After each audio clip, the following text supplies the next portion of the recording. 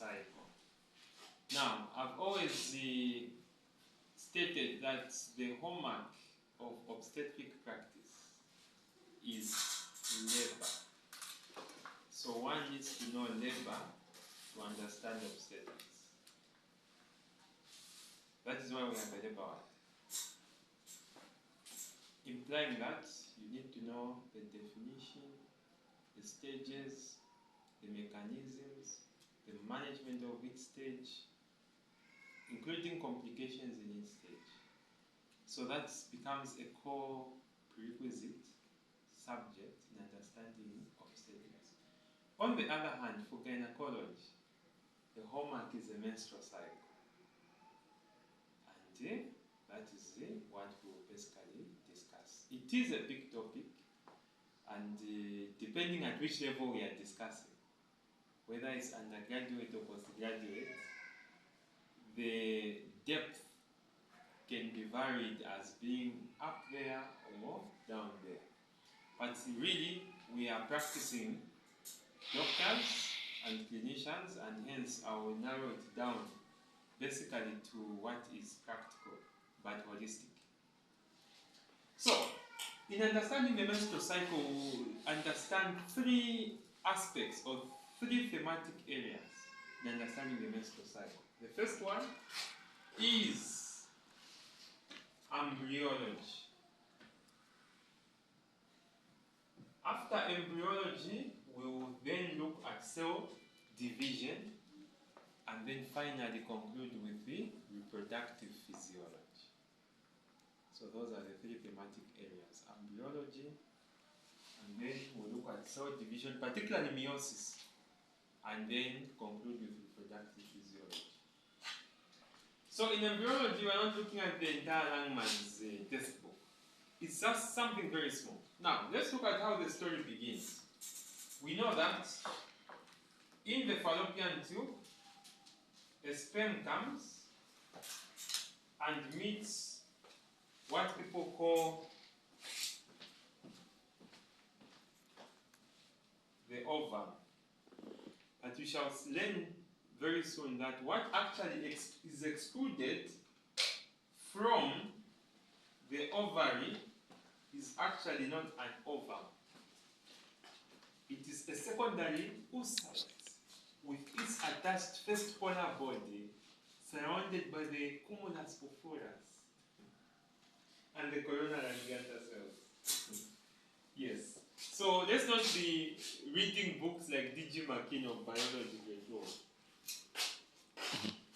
So this is a sperm, this is what looks like an ovum. Then fertilization happens in the fallopian tube, and then the direction now changes, going in this direction, right? So we have what is known as the blastome, which later becomes some 16-cell structure, which is called a morula, which goes now into the uterine cavity and forms some two-layer structure, an outer cytoprophoblast and an inner cytoprophoblast, and comes what is known as the inner cell mass with what looks like an allantois, something like that, whatever the case. This is now at the level of the blastocyst. Now, I'll be very brief. What will happen here is that this is called an amniotic sac, and then this other side is called a yolk sac. Amniotic cavity and a yolk sac. Now, the story begins, because I told you today is a story. Rest writing, and now listen to the story. What will happen somewhere in the 4th week of intrauterine life, there will be some cells here which are on the anterolateral aspects of the yolk sac. So these ones are going to be called primitive germ cells. So what will this, I just want you to follow the language. So these primitive germ cells, what they will do is that they will migrate. Because you can see these are almost outside. They're almost of endodermal origin, they're outside. The actual to be embryo. So they will migrate and move in this direction. Where are they going? They'll pass through what is called the dorsal mesentery, and then they'll go to the back of the developing embryo. Somewhere here at the back, because this looks like this is where the nose will be and the eyes. So at the back there. And so they will migrate, this is the arrow I'm showing you, to go into the, so let's say this is around maybe the 4th week. So they will migrate, passing through the dorsal mesentery, and find themselves at the back, which is known as the developing gonadal ridge. And once they reach the developing gonadal ridge, the name will change. So for me, I just want you to follow the change in names. The name will change from primitive germ cells, they will now be called ugunia. Now, these cells called ugunia, what will happen to them? They will multiply by mitosis.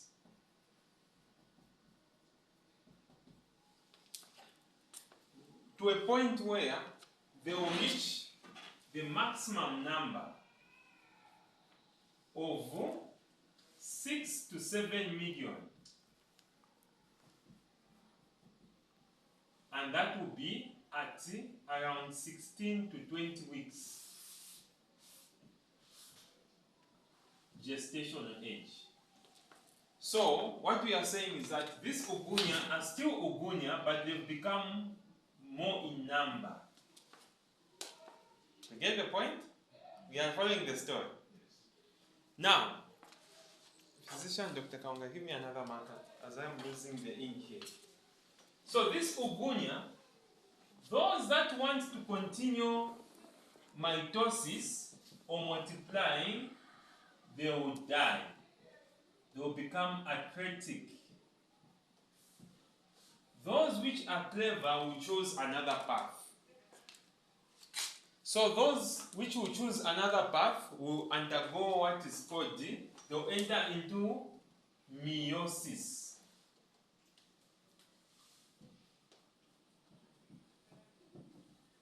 Meiosis 1. So you've got two arms. Those that want to continue, they will die. Those that will switch direction will enter into meiosis 1, and the name will change from ugunia. Now they will be called the primary oocytes.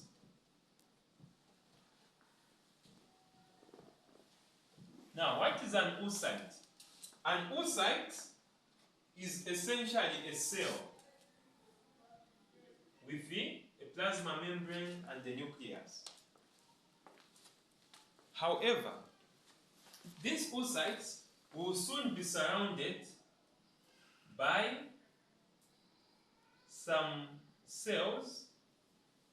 I don't want to tell you where the source of these cells are, but embryologically we can discuss. These cells, flattened cells, are called Feca cells. And here we have the primary oocytes. The combination of these two, the Feca cell and the primary oocyte, the container together is known as a primordial follicle. So let's not confuse the terminology. Whenever you hear the primordial follicle, know that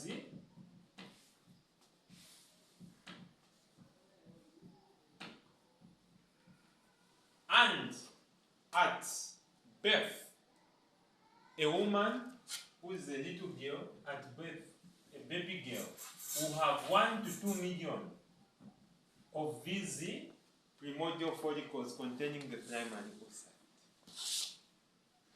And and that's what a young girl is born with.